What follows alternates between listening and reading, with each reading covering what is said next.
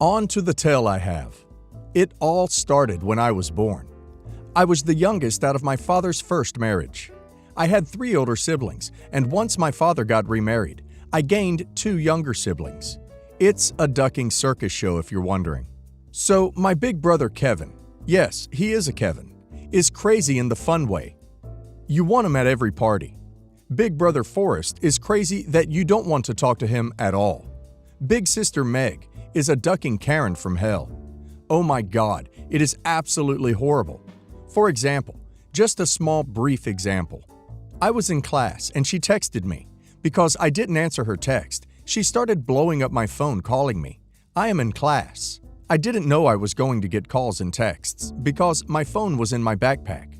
So, she called our father, told him I told her to go duck herself, and called her a fat piece of crap and hung up. That never happened. So, guess who was calling me to yell and cuss me out? My father. When I told him I didn't do that at all, he called me the biggest waste of a daughter he has ever seen. Want to know how Meg responded to that? She sent me a smiley face text saying, "Pick up your phone when I say pick up your ducking phone, B." So I don't like Meg at all. That is barely scratching off the surface. The story. It was 2017. I was 21. I had just moved out of state to obtain my degree in history education in the state that is known for its mile-high city. My boyfriend Jeff moved with me. We were living with my stepmom until we could get our own place. I had been in Colorado for a year at that point, and it was Thanksgiving time. My stepmom, little brother RJ, and big brother Blaze, as well as Jeff, all decided to fly back to our home state for Thanksgiving and see Forrest, Meg, and my other brother Alex, and his new girlfriend was pregnant with their first child. A week before Thanksgiving, my stepmom called me downstairs to talk to me. She told me Jeff wasn't welcome to Thanksgiving dinner. I looked shocked naturally and asked why, because we were eating at Forrest's house. Turns out, they all decided to change it to Meg's house because her house is bigger. Meg decided Jeff can't come at all. Confused, but understanding because it is her house, but still confused because it didn't matter if Jeff went or not when it was Forrest's house. I called Meg. Since this was so long ago, it will be a basic gist of the conversation. Meg: "Hey, how are you?" Me: "Yeah, hey, question." Meg: "Yes, of course, what is it?" Me: "Why can't Jeff go to Thanksgiving dinner?" Meg: "Oh, well, I just think it's best he isn't here. He isn't family. I have been with Jeff since I was 19. Me: "How?" Meg: "Well, he isn't my family." Me: "Okay, but why can't he come?" Meg: "Because I said so." Me: "I need a reason, because it didn't matter when dinner was at Forrest's." Meg: "Oh my God, does it matter?" Me: "Yes, it does matter. You are doing this on purpose." Meg: "It's because he is a man. I can't be around men." Me: "You're ducking married. Are you ducking kidding me right now?" Meg: "I don't want him there." Me: "Okay, what about Forrest, Blaze, and Alex then?" Meg: "They can't come at all either." Me: "You got to be kidding me." Meg: "I just can't be around men that aren't my husband. He gets so jealous." Me: "Jealous over your own brothers?" Meg: "They're men." Me: "You're telling me that you're not letting your own brothers come to Thanksgiving." Meg: "That is exactly what I am saying." Me: "Why?"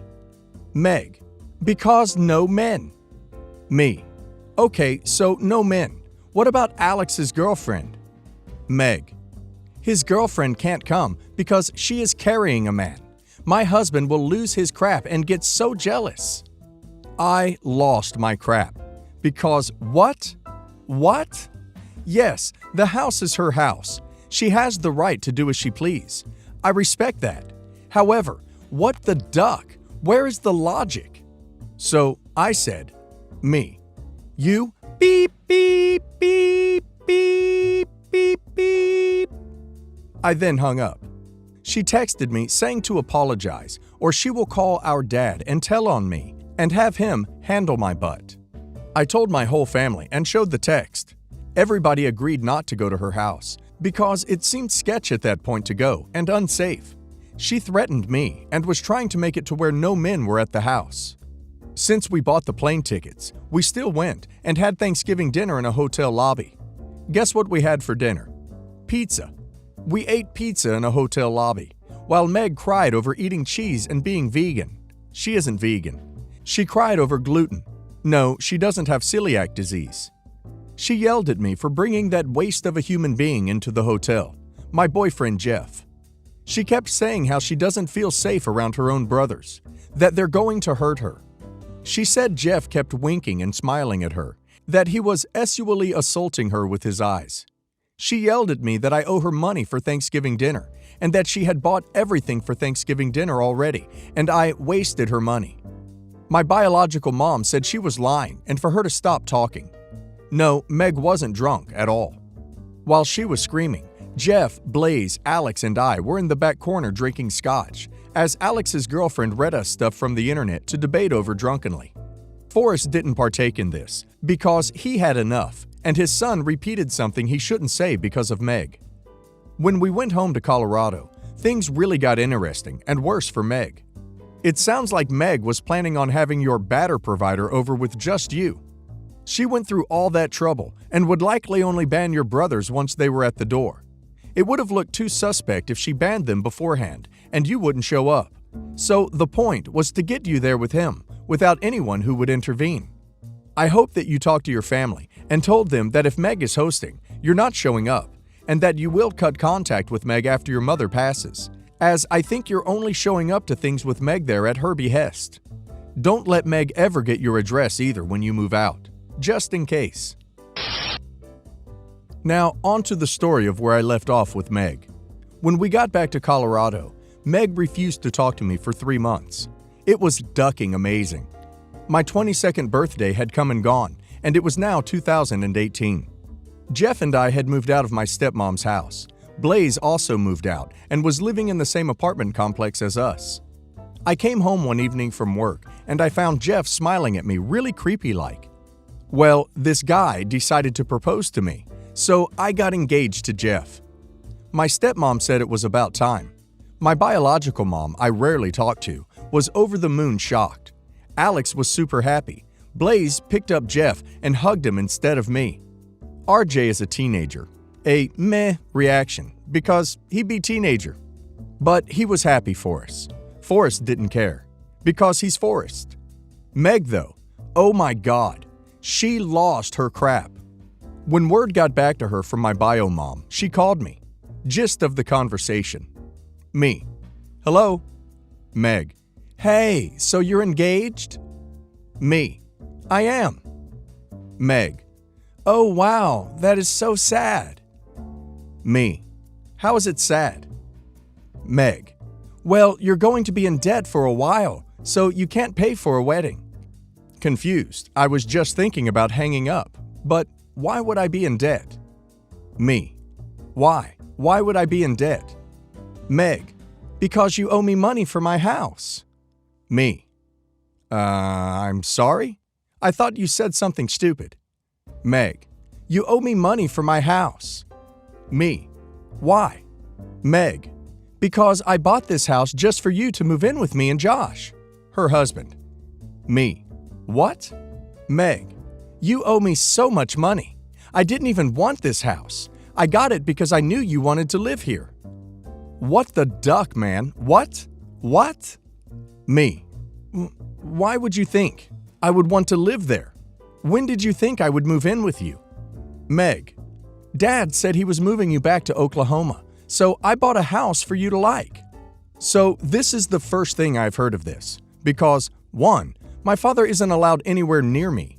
2, he did try to kidnap me during the court proceedings to put a restraining order on my little brother RJ and my stepmom because I was a character witness. She bought this house before all of these court dates, so I guess he was planning on forcing me to move in with her and kick me out. Meg. You need to give me my money. Sell your ring and pay me back. I can't afford this house. Me. No. I hung up. I called my stepmom and said, "What the duck, dude?" Stepmom told me to not pick up any more phone calls from her. Don't tell her Jack. Let her believe I was still living with my stepmom and that I didn't move out. So I did. For a while, Meg was sending me texts asking for house payments, asking for my bank information to seize my accounts. She started demanding my engagement ring. It got to the point I just ignored everything. 2 months later, I got a call from my soon-to-be father-in-law telling Jeff and I that his fiancée and him were going to Portland, Oregon to get married and told us to come. So we instantly booked flights for the days and booked an Airbnb. All of this was non-refundable. I told my bio mom over the phone the dates we will be gone. She was jealous because I was going to Oregon. Naturally, she told Meg. A week later, I get a call from my bio mom. Gist of the conversation. Me. Hello. Mom, have you talked to Meg? Me. No. Mom, her and Josh, her husband, are renewing their vows to each other. Me. They've been married for how long? Mom. 5 years. They feel like they need to do it every 5 years. Me. Okay, cool. Out of nowhere, Meg grabbed the phone. Meg. Are you coming to my second wedding? Me. What are the dates? Meg gave me the dates, and I mean the exact dates I will be at Jeff's dad's wedding in Oregon. Me. Oh, sorry dude, I can't make it. That's when I'll be in Oregon. Meg. I am your sister. You're telling me you're not coming? Me. Yeah, dude. Meg. You're choosing those people over your family? Me. Those people are my family. They called me personally and invited me. So, yeah, I'm going. Meg started cussing me out, and I hung up. And Meg dead seriously planned a wedding to renew her vows. During the dates I was in Oregon. Nobody went besides Forrest and my bio mom. Texts I got after that was her demanding payment for her wedding, since I never came, and that Blaze, RJ, my stepmom, and Jeff also owe her about $1,000 each. I got a new phone number to make her shut the hell up. Yeah, your sister is insane. Clearly insane. Get her into an asylum. I, 28 male, and my wife, 27, regularly take vacations with my parents and siblings, 16 female and 18 male, and always have. Ever since my wife and I started dating 6 years ago, married for 3. Whenever we would jointly vacation with them, my parents would pay for me along with my siblings, at restaurants, tickets, share of the room, etc. But my wife, then girlfriend, would have to pay for herself. My wife didn't have a problem with this while we were dating, but after we got married, she started expressing with me more and more how uncomfortable she was about it, and it came to a head at our most recent holiday vacation a week ago. She says it makes her feel awkward when she's the only one being handed the checks at restaurants, or has to stand off by herself to buy her things. She instead wants me to pay for myself with her. Financially, this isn't a problem, and we can't afford it, but I feel awkward telling my parents not to pay for me. Plus, it lets us save money on trips, so we can have more to spend on having fun. Personally, I think my wife is just feeling slighted by my parents, but I doubt she would actually admit this. But I also think she's being a bit immature. I feel bad because I can somewhat understand where she is coming from. She isn't wanting my parents to also pay for her, but wants us to be a unit on vacation. But I still think it's silly when we could be saving money. My siblings are still quite young, and my parents think it's fair to pay my way when they are still paying for them. Edit. My wife and I have a joint bank account, so when she pays for herself, it is coming out of our shared account. Yes, the a-hole. You feel awkward. So does she. It's hurtful and weird that your parents pay for you and not for your wife of 3 years. Your wife is not immature. You are. Time to grow up and pay for yourself. And while you're at it, stop deferring to what your parents think is fair. What your partner in life thinks should matter more to you. Yes, the a-hole. Your wife is being slighted, big time. Your parents, by paying for everyone except her, are sending the message that she's not family. She is being given outsider status. When you allow this, you are complicit in that messaging. You have a duty to your wife. Tell your parents, wife and I are a partnership. Pay for both or neither, your choice. My, male 34, wife female 29, passed away this past year after battling breast cancer for 2 years. It was an incredibly difficult phase, and a lot has happened in such a short time. My family have supported me and my wife before, but my brother was acting inappropriately and would sometimes hurt my wife with comments like, "You won't be upset if my brother got remarried," and would bring up husbands he knew who couldn't deal with their wives' illness, and walked away. He constantly reminded her that I was a saint for sticking around instead of bailing out. I cut contact with him, but my mom pressured me into letting him come to the funeral 4 months after cutting contact. I started seeing him regularly at my family's house after the funeral. He'd sit in front of me and start talking about me feeling alone and needing help with being a widower, then casually suggested I get remarried, and that was 3 weeks, less than a month after my wife was laid to rest. He even recommended a few friends that I needed to start talking to. I got into a huge argument with him, and I told him to his face that he was dead to me from that moment on, and I haven't seen him since.